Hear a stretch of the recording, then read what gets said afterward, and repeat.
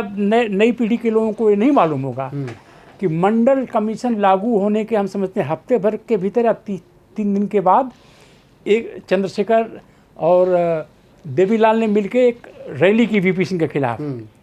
उस रैली में मालूम है दलितों की तरफ से कौन भाग लेने गया था? कांशीराम जी।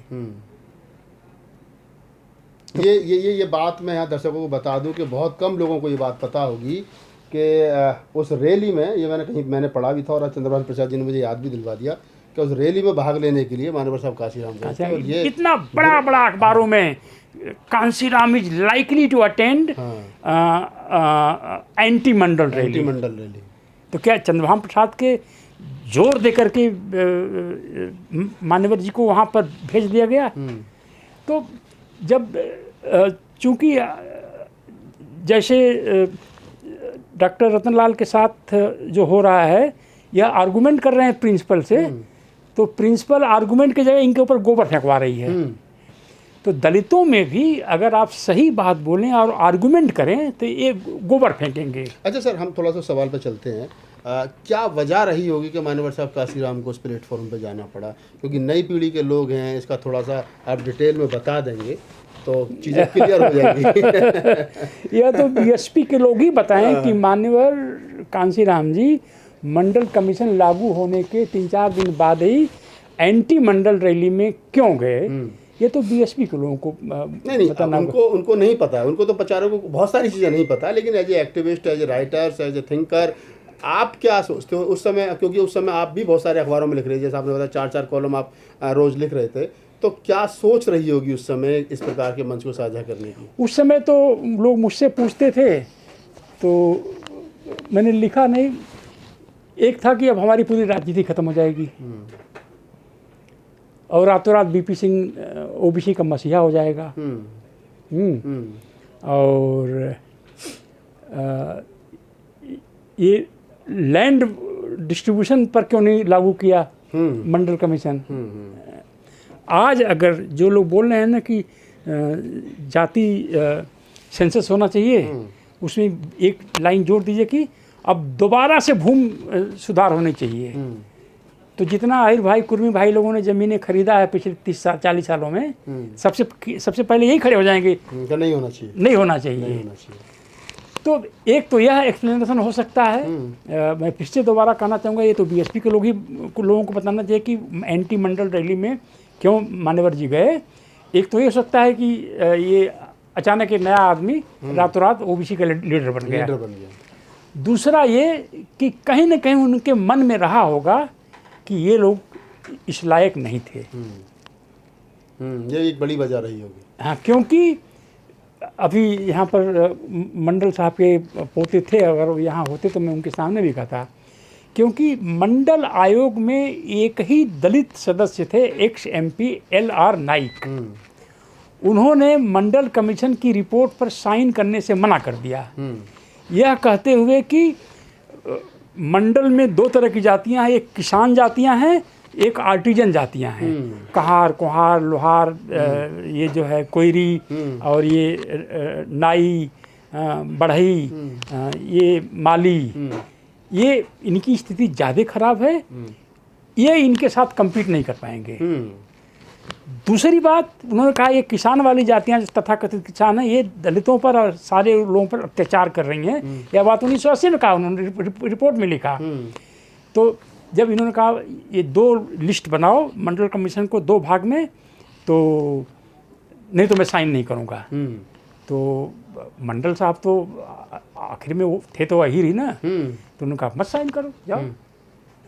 तो इन्होंने जो राष्ट्रपति को मंडल कमीशन का जो पहला पन्ना है, जिसको बोलते हैं कवरिंग लेटर, में उन्होंने आखिर में लिखा, सेकंड पन्ने पे आके, कि LR नाइक साहब ने दिन रात मेहनत करके इस रिपोर्ट को तैयार करवाया, सारा मदद किया, लेकिन आखिर में उन्होंने इसको साइन करने से मना कर दिया, क्योंकि उनका कहना था कि ये 2 भागों में बांट देनी चाहिए मंडल कमीशन की जो कोटा है, यह अपेंडिक्स में हम छाप रहे हैं। अच्छा, तो शायद मान्यवर कांशीराम को शायद ये एक बड़ा कारण हो सकता है। हाँ, कि ये जो है हमारे दलित भाई की बात को तो माना नहीं, लेकिन एक पॉलिटिकल पोस्चरिंग थी, मंडल लागू करो, मंडल लागू करो, कैसे एक स्लोगन था उस समय, जिसका जितना वोट भारी हो, जितनी जिसकी संख्या वारी उतनी उसकी हिस्सेदार। हाँ हाँ, तो या तो मंडल मंडल हाँ तो याद है, या फिर कुर्सी खाली। हाँ स्लोगन होगा तरह तरह के थे उससे। तो इसके अलावा चौथा तो कारण मुझे नहीं लगता कि क्यों एंटी मंडल रैली। तो ये इसलिए भी यहाँ पे हम लोग इस पर, हालांकि हम थोड़ा चर्चा से इधर थोड़ा हट गए हैं, इसलिए महत्वपूर्ण था कि जो नई पीढ़ी आ रही है, जो नहीं समझ रही है, उसको ये शायद बात थोड़ा सा समझनी चाहिए कि मान्यवर साहब काशीराम उस समय पर मंडल आयोग की सिफारिशें लागू होने के बाद अगले 3 दिन के बाद जो रैली हुई थी उसमें क्यों शामिल हुई। तो ये बड़ी बात थी। फिर हम घूम करके वहीं आते हैं और सवाल वही खड़ा है कि 2024 में आपको क्या लग रहा है, अब जो बहुजन समाज है, या खासतौर से मैं कहूँ शेड्यूल कास्ट है बहुजन समाज में भी, और उसमें भी खासतौर से जो दलित समाज में जो अम्बेडकराइट जातियाँ हैं, जो बाबा साहब फूले, कवि नानक, रैदास की विचारधारा से जुड़ी हैं। अरे इतना लंबा क्यों कर रहे हैं? उत्तर भारत में दलित का मतलब चमार जी। आप 1000 साल का इतिहास देख लीजिए, अगर सत्ता से किसी ने टकराया है तो आप गुरु रविदास को ले लीजिए, चमार समाज ने लड़ाई लड़ी है ना, और बाद में जो है चमार रेजिमेंट बनी। क्यों नहीं पासी रेजिमेंट बना दिया या खटीक रेजिमेंट बना दिया अंग्रेज़ों ने? क्योंकि उसको ये मालूम था कि Chamar community is the only major scheduled caste community that is not served by Brahmans. Chamar मात्र एक ऐसी जाति है जो मतलब जिसके यहाँ ब्राह्मण नहीं जाता है, और जिसको शस्त्र उठाने का अधिकार नहीं है। तो किसी अंग्रेज ने समझाया होगा, हमने पढ़ा नहीं है, हम ऐसे कर रहे हैं, हमारी बात गलत हो सकती है। किसी ने कोई ना कोई तो कारण रहा होगा, उस रेजिमेंट का नाम चमार रेजिमेंट रखने के लिए। उसमें हर जाति के लोग थे, जैसे जाट रेजिमेंट है तो हर जाति के लोग हैं, राजपूताना रेजिमेंट हर जाति के, लेकिन एक खास जाति का वर्चस्व रहता है। हाँ, तो किसी ने शायद कहा हो कि जिसको लाठी उठाने का अधिकार नहीं। आज भी हमारे गांव में बुजुर्ग लोग बोलते हैं कि अगर ठाकुर बस्ती से जा रहा है कोई चमार, पासी भी, तो लाठी का हुरा ऊपर नहीं होना चाहिए, नीचे करके जाना चाहिए। हैं, ये ना लगे कि लाठी लेके आ रहा है ऐसे उठा करके लड़ने की उसमें। हाँ, तो अगर इस समाज के लोगों को अगर राइफल दे दी जाए तो ये जो है टूट पड़ेंगे दुश्मन पर। मान्यवर कांशीराम एक सेक्रीफाइस करने वाले आदमी थे जी। उन्होंने पूरा लाइफ सेक्रीफाइस कर दिया, अपने परिवार नहीं बनाया, अपने पेरेंट्स को, अपने भाई बहनों को कोई फ़ायदा नहीं पहुंचाया, क्योंकि उनके दिमाग में था हमारा समाज आगे बढ़े। और हमारा समाज का मतलब उनका था बहुजन समाज, यानी दलित, ओबीसी और माइनॉरिटी कि अपर कास्ट को बीजेपी को, कांग्रेस को आप गाली देते रहिए, वो या तो मौन रख जाएंगे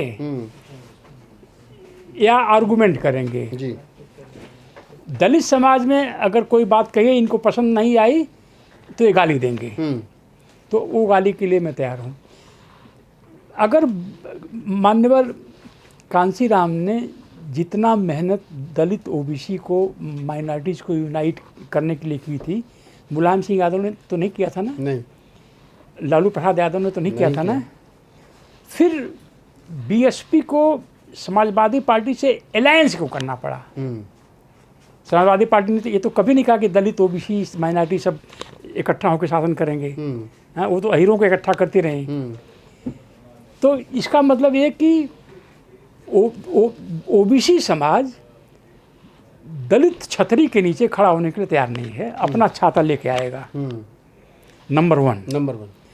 नंबर टू जो है अलायंस हो गया और सत्ता में समाजवादी पार्टी आ गई बीएसपी के एक्सटर्नल आउटसाइड सपोर्ट से।